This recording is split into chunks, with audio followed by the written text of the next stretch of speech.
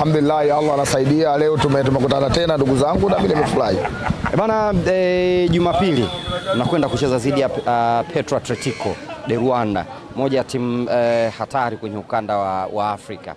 Tujalie sasa, wewe kama shabiki wa Simba, matarajio yako na matazamio yako kwenye mchezo huu. Mechi yetu ni ngumu.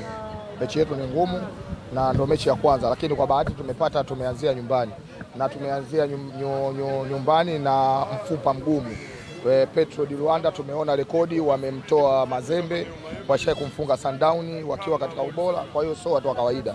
Kwa hiyo sisi kama Simba, nadhani kuanzia management huko siwezi kuwaingilia sana, lakini si mashabiki pamoja na viongozi wa matawi pamoja na watu wengine tumejipanga kuhakikisha tunaenda kusupport timu yetu na tuwapongeze viongozi wetu, yani wanajua kabisa ugumu wa hiyo mechi, na ndio maana tumeona wametengeneza kitu kama hiki hamasa, tunapita kuhamasishana, kukumbushana, then kwenye matawi, then kwenye vijiwe, kila mtu ajue kwamba mechi ya tarehe 23 ni ngumu. Kwa hiyo kwa upande fulani niwaambie tu wana Simba, support ya wana Simba wanatakiwa popote ulipo. Kama ukiwa karibu, basi kata tiketi yako, njoo uwanja wa Benjamin Mkapa, na kama uko mbali, basi muombe Mwenyezi Mungu wako kwa imani yako mechi yetu tuweze kufanya vizuri, kwa sababu wachezaji wetu wazuri, benchi letu nzuri, management yetu bora, lakini chochote wetu kukifanya lazima umuombe Mwenyezi Mungu.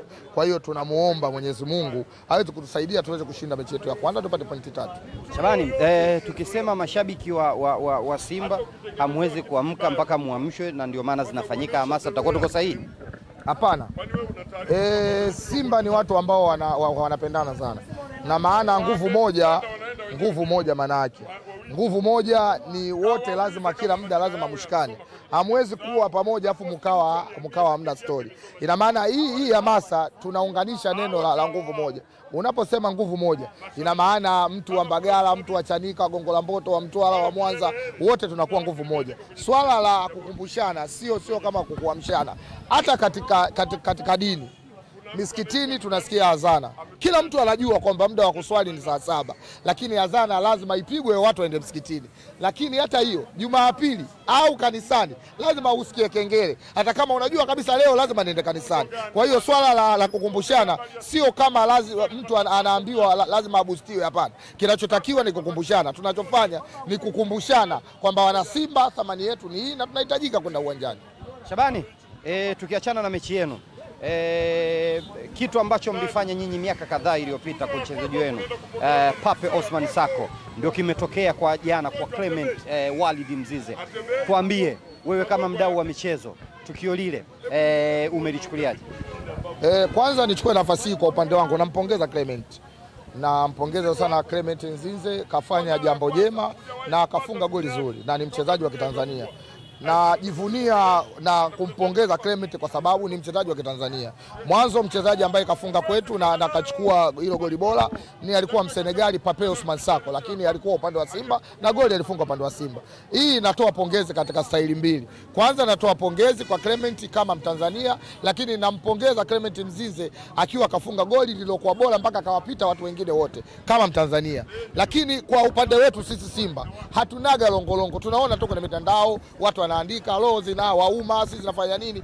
Mwana Simba anayependa mpira hawezi kudharau ubora au goli alofunga Clement kwa sababu amepewa tunzo. Sema kuna watu wanatengeneza chuki ionekane watu wampende Mzize. Hata swala lake la Clement la kwenda nje, sisi ndo tulipiga kelele sana Simba, kwa sababu tunajua Clement atakavyoenda nje mafanikio yake tutanufaika wa Tanzania wote. Inawezekana sio mimi, lakini mwingine atanufaika akifanya lolote jambo kubwa. Leo Clement kafungua duka Kinondoni, Sinza sio Kinondoni, duka lake kaajiri vijana wa Kitanzania. Kwetu sie ni furaha. Leo Clement angetoka angeenda nje, inawezekana angekuja kujenga hospitali, inawezekana angejenga shule, hiyo pesa alopata huko. Tumemwona Sadio Mane, ndio maana Simba tunalia wachezaji wetu wazawa na wao wakipata nafasi waende nje. Mbona wachezaji wa kigeni maforeigners wakipata nafasi kwenda nje wanakuwa so wagumu kuachia? Leo Stefano Azizi yuko wapi? Wamemwachia kaondoka na sio Mtanzania. Leo Stefano akifanikiwa watafanikiwa Burkina Faso. lakini inakuwaje mchezaji wa Kitanzania unamkatisha ndoto zake?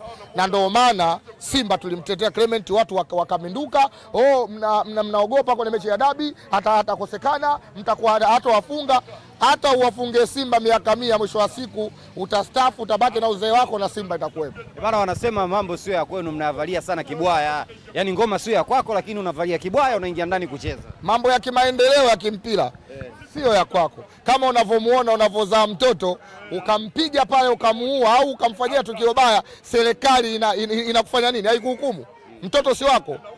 Umekesha wewe usiku, kama ulimpata usiku au mchana, chakula cha kumpata yule mtoto cha kumpa yule mtoto umempa wewe, lakini muue yule mtoto uone shughuli ya serikali. Tunapozungumzia kitu chochote cha maendeleo ya mpira, hatukuzungumzii klabu yako au wewe kiongozi kwa maslahi yako. Tunazungumzia umoja wa nchi yetu na kufanyikiwa kwenye nchi yetu. Sasa wao wasituone kama sisi tunazungumza kama labda kwa usiku na kitu tunachokitaka. Sisi tunachotetea maslahi.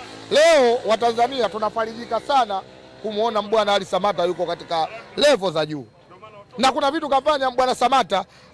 Leo ukifuata system ya Samata, kaajiri Watanzania wengi ambao ajira walikuwa hawana kwa kupitia mpira. Samata katokea kwetu Simba tunafarijika. Lakini kwa nini nyinyi mnabana? Na sisi tumempa Clement mfano. Sio hivi hivi. Hao na ndio historia yao. Wamemfelisha Jelson Tegete. Wamemfelisha Mrisho Alfa Ngasa. Hao Watanzania hamna foleni hata mmoja. Na hao watu mpaka leo wanashindwa kusema tu, lakini wamerudishwa nyuma sana na hao watu. Jeli alishaondoka, Ngasa alishaondoka. Ngasa imekuja timu kutoka Sudani, wana hela cash. Wamemwambia azime simu kaenda kujifungia ndani, Waarabu wamekaa na hela, wameondoka wameenda kumpa mtu mwingine. Leo kwa nini hawa watu si tusipate ulakini na wao? Na ndio maana tunasema wanachokifanya wanachokosea. Wachezaji wa Kitanzania wanawanyima haki zao. Wachezaji wa kigeni wanawapa nafasi. Leo Fiston Mayele yuko wapi? Kaondoka. Samani ya Mayele akipata chochote atatusaidia Tanzania? Si anasaidia Kongo? Sasa mbona wazao wanawabania? Wameua vijana wetu wawili, roho zinatuuma, na wale ni wa Tanzania. Kama mtu anakasirika kwenye hili akasirike. Na hii ndo wanaoifanya. Leo mfano Jeli Tegete umwangalie, wamempotezea maisha yake. Jeli kashawini Ulaya. Wamemshawishi arudi, karudi wazungu wamwambia kama umeondoka kwenye timu yako baki huko huko. Kakosa nafasi. Sasa kuna vitu vingine si hatuvipendi. Sio kama tunaingilia vitu havituhusu. Ila ukigusa maisha ya Mtanzania ukampeleka ovyo, sisi tutasema. Shabani, wenzenu jana wamezindua, zamu yenu sasa leo. Kuzindua jezi. Kwanza ni wapongeze. Wametengeneza jezi ambayo ina thamani kwa wale watu wa hali ya chini, hasa mamalishe na watu wa kwenye mabucha. Wametengeneza jezi ya njano ina apron. Unajua mamalishe wakivaa wanavaa na apron ya. Sasa wao wamewatengenezea moja kwa moja. Yaani ukinunua jezi yao, apron inakuwa iko kabisa hapa. Kwa hiyo ukitaka kupika, kufanya mambo yote, wewe unamaliza shughuli yao. Kwa hiyo mimi niwapongeze katika hilo, wamejali vitu vyote. Hiyo ndio tunavyotaka sasa. Mamalishe nao wajali kidogo watu wa mabucha ya nyama, wajali kidogo. Kwa hiyo ile apron yao ya rangi ya njano, sisi kwetu ile ni furaha zaidi. Kwa hiyo hapo nawapongeza. Nimewapongeza katika ile apron. Ya njano ile ina apron. Yaani mimi nimeipenda. Ni apron ni jezi. Apron, yani apron ni kitu ambacho kinazuia ingo yako isichafuke. Kwa hiyo jezi ilitengenezwa afu juu ikawekewa apron. Kwa hiyo mimi nawapongeza sana. Wamefanya jambo la maana. Ya kijani wameweka hata mama ambaye ananyonyesha. Anatoa ziwa watu wananyonyesha. Kwa sababu unatoa hapa kuna kola ile ya V na ile ya kijani hata kutakuvalia tai shekhe. Unavaa na tai. Mbunifu wao uko vizuri sana. Kwa hiyo katika hilo niwapongeze. Wasubiri shughuli yetu leo. Umecheka. Nimefurahi. Hatujarudi. Wasubiri shughuli yetu leo inshallah. Shughuli yenu ina nini? Leo jezi ya mpira inatoka Tanzania kwa Simba Sports Club. Sio jezi ya vibonzo. Sema na Balidi nimesikitika kwa sababu kwenye jezi yao hawajaweka kibonzo. Ulikuwa unataka kuweka na maandishi? Wangeweka maandishi Simba tumemfunga mara 6. Kwani ni uongo hamjafunga? Ndio tunasikia raha sasa yake. Yaani wakiweka kibonzo, si tunasikia raha. Tunasikia raha kufungwa mara 6. Wakiweka kibonzo. Kufungwa tena tushafungwa mechi imepita. Kibonzo kile wanachokiweka kwa sababu ile jezi inakuwa kila ukikutana nayo unasoma, unaiangalia. Wanakukumbusha. Hapo namba 6 hiyo nini yenyewe wanakuja kuweka kwa nyuma. Kwa hiyo sisi tunasikia raha.